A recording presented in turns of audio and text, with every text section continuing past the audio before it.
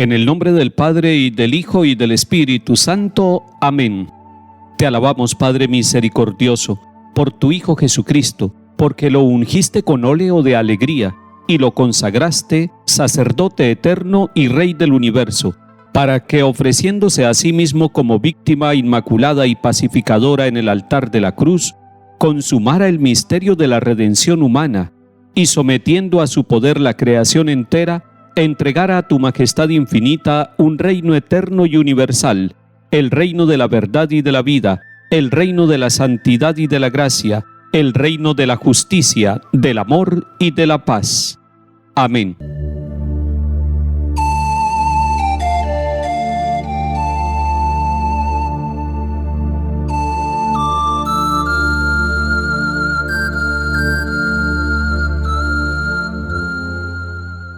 Comienzo de la carta del apóstol Santiago, capítulo 1. Santiago, siervo de Dios y del Señor Jesucristo, a las 12 tribus de la diáspora, saludos. Consideren, hermanos míos, un gran gozo cuando se vean rodeados de toda clase de pruebas, sabiendo que la autenticidad de su fe produce paciencia, pero que la paciencia lleve consigo una obra perfecta, para que sean perfectos e íntegros sin ninguna deficiencia. Y si alguno de ustedes carece de sabiduría, pídasela a Dios, que da a todos generosamente y sin reproche alguno, y Él se la concederá. Pero que pida con fe, sin titubear nada, pues el que titubea se parece a una ola del mar agitada y sacudida por el viento. No se crea un individuo así que va a recibir algo del Señor. Es un hombre inconstante, indeciso en todos sus caminos. Que el hermano de condición humilde se sienta orgulloso de su alta dignidad, y el rico de su pequeñez, porque pasará como flor de hierba. Pues sale el sol con su ardor y seca la hierba, se cae la flor y se pierde la belleza de su aspecto. Así también se marchitará el rico en sus empresas. Palabra de Dios, te alabamos, Señor.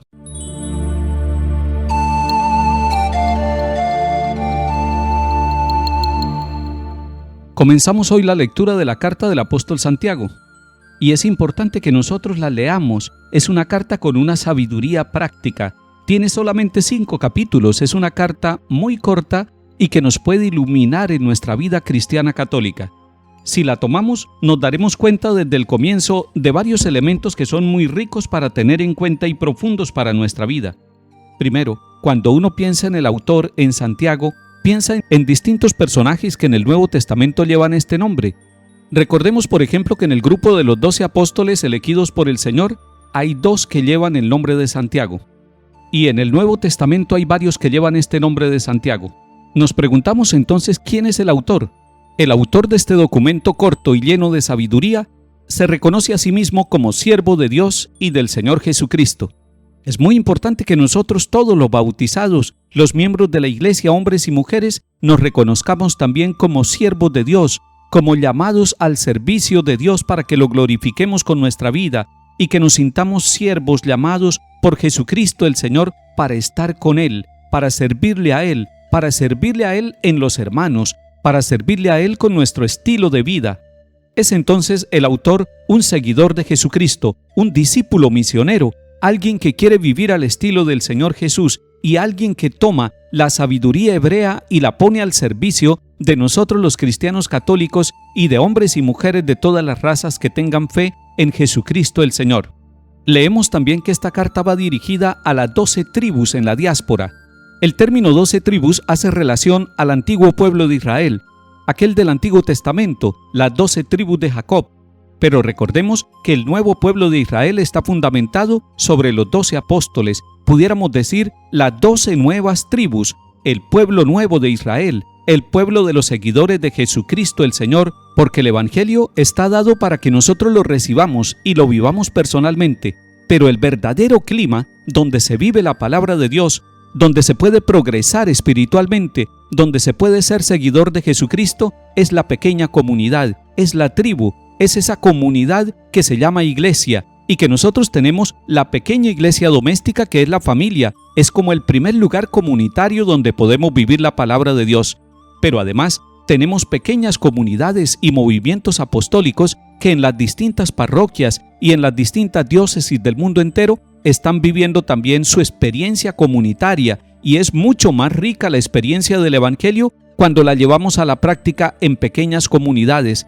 Es que la buena nueva del Evangelio llama a que los seguidores de Jesucristo nos sintamos hermanos. Por eso existen las parroquias en todas partes del mundo, parroquias rurales, parroquias urbanas, parroquias antiguas y parroquias nuevas. ¿Qué son las parroquias entonces? No son otra cosa que la comunidad donde se viven los sacramentos, donde se escucha la buena nueva de la palabra de Dios y donde podemos encontrar la riqueza de hermanos y hermanas de todas las edades que viviendo y compartiendo la fe en la misma parroquia, vamos recibiendo el mensaje salvador de Dios y vamos tratando de vivirlo en los lugares donde trabajamos, donde estudiamos, donde realizamos todos los aspectos de nuestra vida.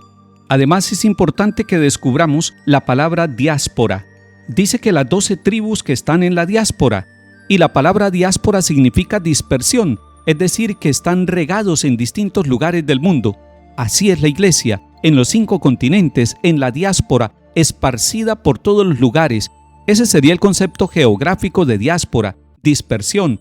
Hay comunidades en todos los lugares y países del mundo, pero diáspora significa también que esta comunidad está expuesta a pruebas, a luchas, a dificultades, incluso a persecuciones. Cuando decimos que estamos en la diáspora es porque nos sentimos extranjeros, porque nos sentimos migrantes, porque nos sentimos en un éxodo permanente. Hombres y mujeres de todas las razas han tenido que emigrar de sus pueblos donde nacieron e ir a radicarse a otros sitios. El que está en la diáspora tiene una seguridad, pertenece al pueblo de Dios, aunque esté peregrinando en tierra extranjera.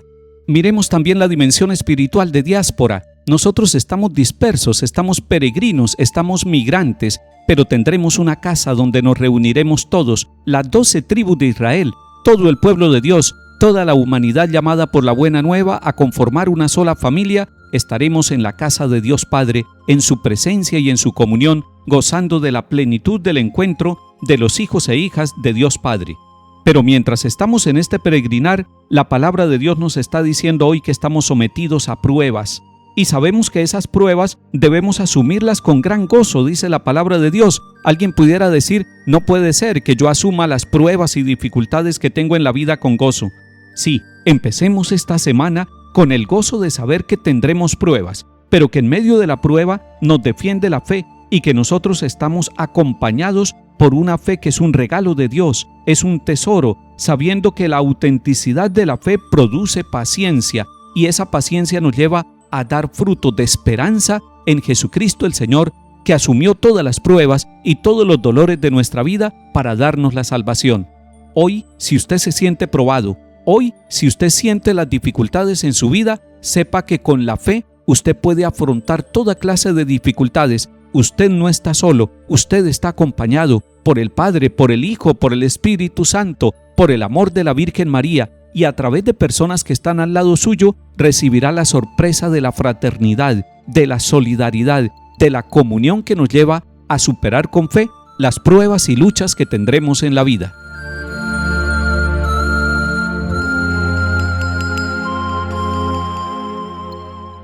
Salmo 118. Antes de sufrir yo andaba extraviado, pero ahora me ajusto a tu promesa. Tú eres bueno y haces el bien, instrúyeme en tus decretos. Me estuvo bien el sufrir, así aprendí tus decretos. Más estimo yo la ley de tu boca que miles de monedas de oro y plata. Reconozco, Señor, que tus mandamientos son justos, que con razón me hiciste sufrir. Que tu bondad me consuele, según la promesa hecha a tu siervo.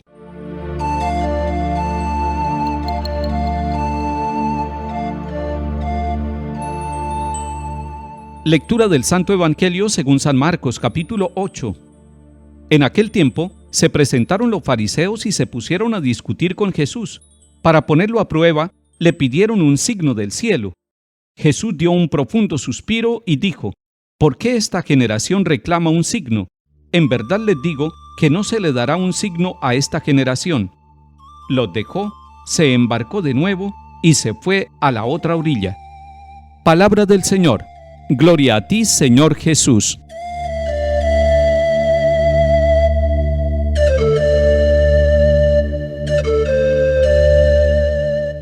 Los fariseos le piden a Jesús que les dé una señal.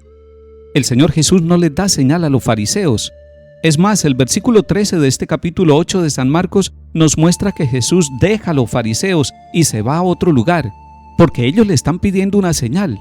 Y lo que sucede realmente es que los fariseos no tienen ojos, no tienen fe, no tienen corazón y mente para descubrir que la gran señal es el mismo Señor Jesús, que están hablando con el que es la señal de Dios Padre. Nosotros no podemos pedirle al Señor que haga milagros como un espectáculo para que nosotros comprobemos con eso nuestra fe. La verdadera señal es cuando nosotros tenemos ojos de fe para descubrir, para discernir, para darnos cuenta que en todos los acontecimientos de nuestra vida hay una maravilla de Dios a favor de nosotros. Hoy, dedíquese a mirar las señales del amor de Dios, las señales de la misericordia de Dios en su vida, en su familia y en su trabajo. Y entonces no le pedirá como los fariseos al Señor Jesús que le haga una señal o que le haga un milagro, sino que tendrá el deseo de extender las manos, de elevar el corazón hacia Dios Padre y de agradecer todas las señales que con el discernimiento y con la fe usted descubre de la presencia de Dios en su vida. Que el Señor nos bendiga y acompañe en el nombre del Padre y del Hijo y del Espíritu Santo. Amén.